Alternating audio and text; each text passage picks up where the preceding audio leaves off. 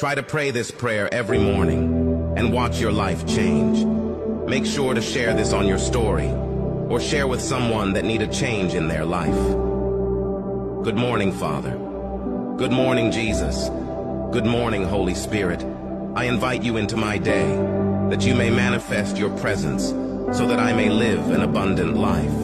I am your servant, and I give you permission to do whatever you want to do with me, in me, through me, and for me. I take authority and power over all the power of the enemy that would try to come against me this day. I command the host of heaven to keep guard and protect myself, my family, immediate, extended, and spiritual family throughout the world, from every attempt and attack of the enemy, in Jesus' mighty name. I plead the blood of Jesus, and I reinforce the full, complete armor of God upon me. I thank you, Father. In Jesus' name I pray. Amen.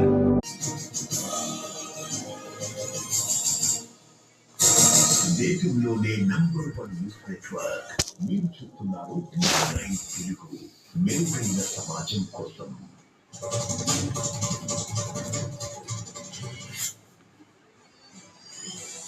చెన్నైలో ఇవాళ జరుగుతున్న meeting పై దేశవ్యాప్తంగా ఆసక్తి నెలకొంది. Delimitation పై చెన్నై వేదికగా అఖిలపక్ష సమావేశం జరగబోతోంది. సీఎం స్టాలిన్ అధ్యక్షతన హోటల్ ఐటీసీ చోళాలో సమావేశం జరుగుతుంది. దీనికి హాజరయ్యేందుకు తెలంగాణ నుంచి సీఎం రేవంత్ రెడ్డి, మహేష్ గౌడ్, బీఆర్ఎస్ తరఫున కేటీఆర్, వినోద్ తో పాటు పలువురు ఎంపీలు చెన్నైకి చేరుకున్నారు. ఇక కేరళ నుంచి సీఎం విజయన్, కర్ణాటక నుంచి డీకే శివకుమార్ పాల్గొనబోతున్నారు. చెన్నై మీటింగ్ కి ఆప్, బీజేడీ, సిపిఐ నేతలు హాజరవుతున్నారు. మొత్తం 24 మంది అగ్రనేతలు మీటింగ్ వస్తారంటుంది డిఎంకే. డీలిమిటేషన్ పై పార్టీలకు అతీతంగా స్పందించాలన్నారు తెలంగాణ ముఖ్యమంత్రి రేవంత్ రెడ్డి. రాష్ట్రాలకు జరుగుతున్న అన్యాయంపై పోరాడాలని అన్నారు.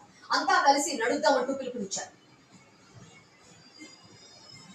డీలిమిటేషన్ అంటూ కొందరు తప్పుడు ప్రచారం చేస్తున్నారంటూ విమర్శించారు కేంద్ర మంత్రి కిషన్ రెడ్డి. దీనిపై కేంద్రం ఎలాంటి నిర్ణయం ఇంకా తీసుకోలేదని చెప్పారు. జనగణన పూర్తయిన తర్వాతే నియోజకవర్గాల పునర్విభజన ఉంటుందన్నారు కిషన్ రెడ్డి. ఏపీలో మత్తు మహమ్మారికి సమక్షంగా ఆపరేషన్ గరుడ మొదలైంది.